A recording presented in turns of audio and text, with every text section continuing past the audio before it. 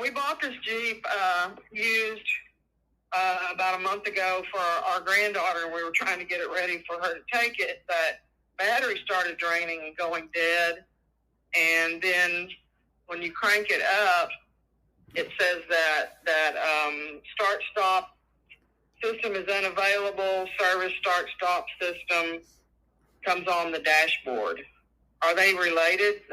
We can't figure out what's going on with this Jeep. We believe so. I believe so. Yeah. What size engine do you have? Hold on, I'm going to let you talk to my. It's a 2019 Jeep Wrangler. Okay.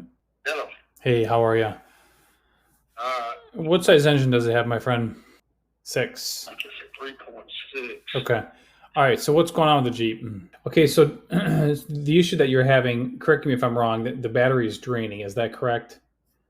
Yeah. If you when we first bought it, it drained down in about a week. Now it's draining down there overnight. Okay. For some reason, so I just unhooked the battery.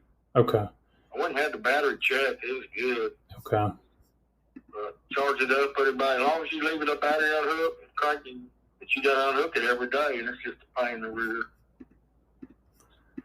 So I put a test light between a voltmeter between the negative cable, yeah, and the battery, and it's showing 11 volts drain. So I pulled every fuse in the fuse box. Mm-hmm. I work on 18-wheelers. That's the way we check them. Mm-hmm. So one of them turns it off, so you know what's draining it, but none of them turn it off. Really? Okay. Nothing. But when you pull no relays, I only pull the fuses. Okay. But there could be another fuse box. I did the one under the hood. I don't know if there's one in the cab. Probably is. And what's your question to me? Question to you is wondering how we can figure out how to get this draining the battery. Well, I would run the same test that you did. What I can do for you is I can send you a wiring diagram of the power distribution on the vehicle. And another way you could go about doing this is if you plug in with a scan tool and check for codes and communication with all the modules on board the vehicle. Usually there's going to be codes, if we have either a locked up module causing this problem or something like that. That would make it easy. Yeah, it's a pretty good arc, when you take the cable off and you go to touch it back, it's a pretty good arc. Yeah, right. Yeah, it's like an inverter on or something. Right. But I don't know. And sometimes, too, if you have like an infrared temperature gun, you could go throughout the vehicle, and after you let it sit for like an hour, and then with the battery still connected, something is pulling the current down, and usually the infrared gun will tell you. I'll put a wire on the alternator because we've had some do that, but it didn't do nothing. Right. Did you disconnect the alternator? There's a light on the dash. I don't think it's it may have been on when we bought it, but it's a little round light with a dash, like a mark beside it. Stays on constantly. Okay. Only when it's running. Gotcha. Well, let me send over a wiring diagram of the power distribution, and you can use that to help kind of narrow things down. And if you can, check for codes and all the modules on board the vehicle, and then you can reply back online and let me know what you find. Okay. You know of any other fuse box in the cab, maybe? I'm looking at one right now. I don't see anything else other than the one under the hood. Yeah, there's a big one. I checked pulled every one of them out. Right.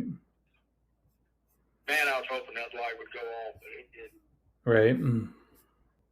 Probably some kind of module or something. Mm-hmm. Something staying powered up.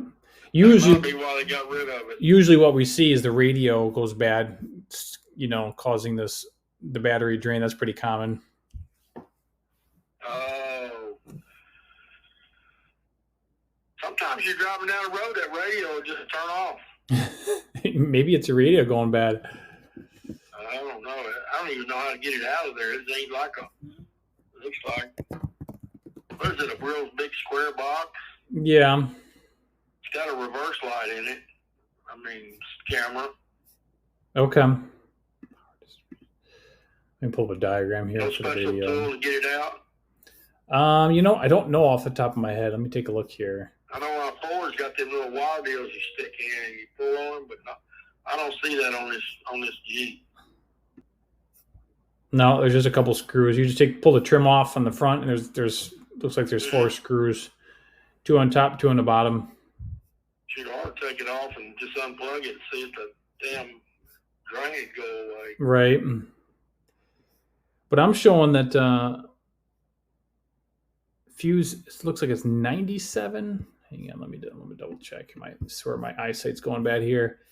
It's 97. It's a 20 amp fuse under the hood. That powers up the radio. So if you pull that fuse, that should do the trick. Oh, and under the hood? Yeah.